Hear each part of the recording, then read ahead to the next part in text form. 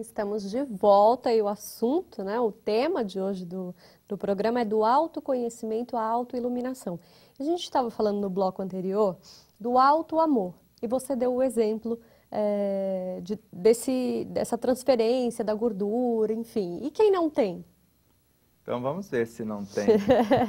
Ele pode não ter acumulado, porque é um ser que já dinamiza o teu universo, né, de tal forma que não precisa depositar. Ele não está mais com aquelas memórias dos ursos que comem 6 meses e depois hiberna 6 meses e quando sai de lá quer devorar tudo. Ou do camelo que toma lá 200 litros d'água e dá uma cota para cada um das células e fala, só daqui 2 meses vai ter uma nova cota. Sim. Então ele não precisa de excessos, porque ele sabe que no seu laboratório mental ele tem uma fonte inesgotável. E na natureza, através dos alimentos bem ordenados, ele vai ter os recursos quando necessitarem. Por exemplo, tem pessoas magérrimas, jovens, que quando casa começa a engordar. E quem? Da onde está vindo a energia? Às vezes não é. Ela come a mesma coisa. A energia, que nós chamamos de hormônio masculino, a energia do corpo do outro, que às vezes não seja tão educado, e começa a deformar o corpo da outra que não tem o cuidado devido. Então, ela deixa o outro interferir na sua vida e acaba complicando. Por isso que a pessoa tem uma lucidez. O relacionamento não é uma questão de a gente ficar na dependência da energia do outro. Então, é algo prazeroso para os dois, mas cada um tem a sua proposta de vida. Então, ninguém vai interferir na minha individualidade para que eu perca a minha forma física, a minha maneira de comportar psiquicamente, etc. Então, quando nós percebemos que estas fontes energéticas estão à nossa disposição, como diz Miramês, e nós colocamos na obra, elas estão aqui, em torno, esperando só o meu comando. O que eu necessito? Aumentar a massa muscular para quê? Para seduzir alguém, como os malhados aí nas academias? Para que fazer academia? Eu tenho 30 anos que eu não faço exercícios físicos de forma alguma. Faço exercícios com a mente, a ginástica mental, fortalecendo os músculos, os ossos, tudo que eu preciso para o que eu estou fazendo.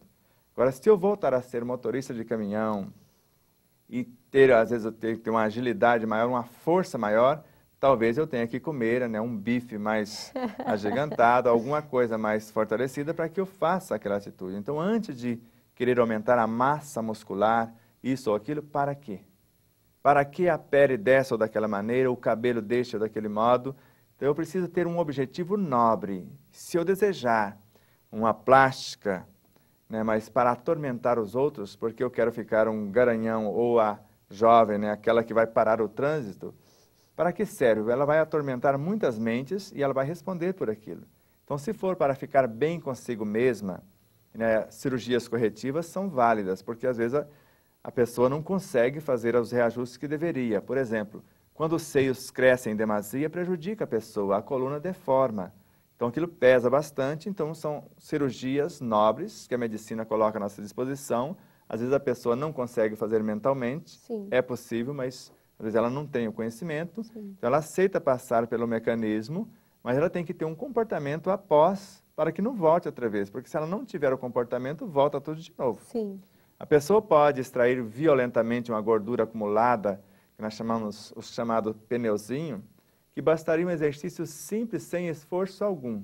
Nós podemos fazer uma abdominal, onde eu ponho uma almofadinha no chão, eu deito, eu cruzo as pernas, uma das pernas, puxo a outra o mais próximo das nádegas e ponho apenas a mão na nuca e faço de conta que vou curvar a coluna como o abdominal comum. Só que eu ergo mais ou menos 10 centímetros do meu corpo e forço só o local que eu quero, vamos falar assim, dissolver a gordura para transformá-las em músculos mais resistentes. E o chamado pneuzinho basta eu querer colocar o cotovelo no joelho que está cruzado. Então eu cruzei a perna esquerda, agora eu vou querer colocar o meu cotovelo direito no meu joelho esquerdo que está lá. Eu já faço a torção e o chamado pneuzinho vai dissolvendo a gordura, mas eu pensei para onde eu quero mandá-la e o que eu vou fazer com o meu corpo após esse estágio. Então eu quero ficar bem, mas para quê? Então tudo tem que ter um objetivo nobre, e se eu souber usar nobremente, tem tantos elementos ou irmãos que têm técnicas belíssimas para nos ensinar essa recomposição, essa ordenação, vamos falar assim, essa estrutura. Eu poderia usar até Michelangelo, né? Eu vou fazer tirar o excesso para ver a forma perfeita que já existe em mim. Então, trabalhar esses excessos, direcioná-los, como nos ensina também Joana de Ângeles, transmutar a energia de um setor para outro do nosso próprio corpo. Mas para isso eu preciso conhecer-me e conhecer as minhas necessidades e ter um projeto nobre de vida para mim e para o meio onde me encontro. Mas só por vaidade e por outras coisas semelhantes, eu posso me prejudicar ao invés de me promover. Tá. E esse auto-amor, ele passa também pelo estágio da autorrealização, que é você também passar para o próximo e conseguir compartilhar isso com o próximo, não é, Sebastião? Exato. O amor a si mesmo, sem dividir com o próximo, até um X ele satisfaz. Então, eu falei, eu me basto. Mas sem o relacionamento com o outro, de nada vale. Então, por um tempo você consegue ficar em harmonia. Depois você fica num eterno vazio, ou num complexo de culpa e um vazio imenso dentro de você, porque você não está sendo útil para nada. Você conseguiu ficar bem, você não adoece mais, você não necessita de tal coisa, mas não serve para nada. Por exemplo, Mahatma Gandhi era um ser violento, ele conseguiu pacificar o seu universo pela não violência e depois colocou o seu universo a serviço de mais de 600 milhões de pessoas para que elas se pacificassem e se entendessem. Então, colocando o nosso universo a serviço do nosso semelhante é o que nós chamamos de autorrealização, porque é onde eu percebo que eu sou útil ao meu universo, porque ele vai se aprimorando a cada dia, e ao universo do meu semelhante ou no entorno de uma forma geral. E a autoiluminação? Eu queria que você falasse um pouquinho mais sobre isso e como que a gente chega, né, nesse estágio. A autoiluminação é onde eu já não percebo mais eu como individualidade egoísta. Eu sou o todo. Então, a minha preocupação é cuidar do todo. Não só do todo o meu universo, do todo família, o ambiente de trabalho, a sociedade onde vivo, o ambiente onde vivo, do planeta, mas do cosmos. Eu me sinto parte integrante desse cosmos, onde eu percebo com claridade que tudo que existe nasceu da mesma energia, todos nós, o veículo, o sofá que eu sento, a mesa que está servindo a refeição, o próprio alimento, tudo que existe teve a origem no mesmo elemento e todos terão a mesma destinação. Então eu vou amar o meu semelhante em todas as formas de manifestação, como eu amo a mim mesmo. Então eu vou perceber que hoje eu estou nessa forma. Daqui a pouco, pelo chuchu que eu trago para dentro do meu universo, eu estou trazendo às vezes informações milenares de seres incontáveis que tocaram nesse chuchu desde a mente que pensou em plantá-lo até aquele estágio final. Então, eu percebo que esta ligação, essa cadeia da vida existe e eu não posso ficar fora disso. Então, tudo que eu faço reflete nesse todo e tudo que esse todo faz reflete em mim. Tá. E o bem e o mal? Existe, né, essa diferença e quando a gente tem essa autoiluminação já evoluída, não existe? Aí o mal já não existe mais. Só existe o bem. Porque se você admitir que existe o mal, Deus o criou. E nós sabemos que Deus jamais criou o mal. Como já dizia Francisco Cândido Xavier, o mal é o bem mal compreendido. Onde eu citei em programas passados, se eu pegar dois átomos de hidrogênio e um de oxigênio, eu crio o que eu entenderia como bom, a água. Ou 2 de oxigênio com 2 de hidrogênio, eu crio algo também bom, que é a água oxigenada. Só que para tomar é um veneno, já não seria bom, seria o mal. Por isso, se eu compreender que um mecanismo de dissociação de elementos seria um bem para aquela situação, vamos dar um exemplo. O que fez muitos países crescerem? A Primeira, a Segunda Guerra Mundial. Porque isolaram aqueles países que não tinham tecnologia e como eles não podiam importar a tecnologia do outro, eles foram obrigados a desenvolver a sua. Então, quando a gente vê com essa angulação, com alguém que se iluminou e vê Deus manifestando em todas as formas e em todas as coisas, aí você percebe que está tudo perfeito. Sou eu, que às vezes não estou tão perfeito ainda para entender o que Deus quer me mostrar com tudo isso. Para entender que uma batatinha, mesmo estando apodrecendo de um dos seus lados, e eu posso, com tranquilidade, cortar a metade que ainda não está, comer sem receio, ou simplesmente transformá-la em 3, 4 pedaços e plantá-la.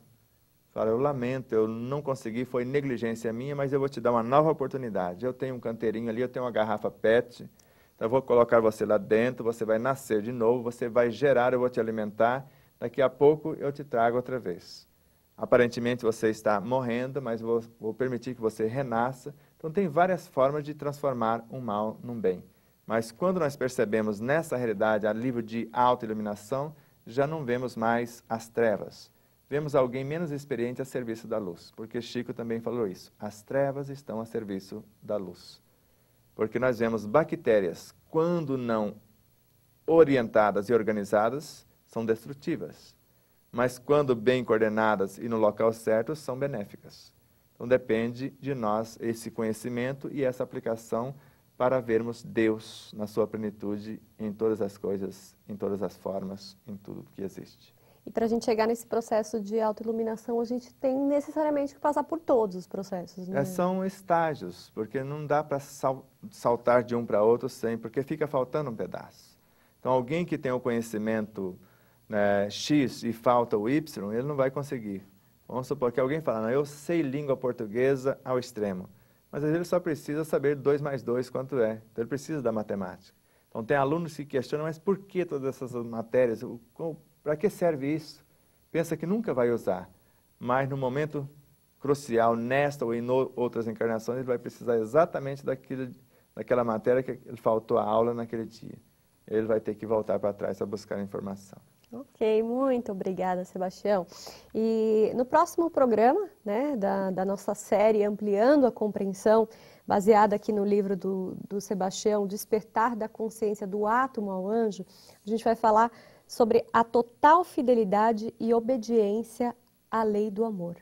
Muito interessante, você não pode perder. Só lembrando, deixando um recadinho, que o livro já está disponível nas livrarias e também no site do Sebastião, né, Sebastião? www.sebastiaocamargo.com.br, assim como outros elementos instrutivos também. Nós colocamos em DVDs, em CDs, etc., à disposição de quem por eles se interessarem. É isso aí.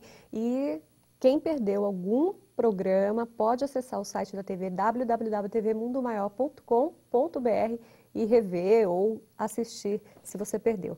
Então, a gente se vê no próximo programa.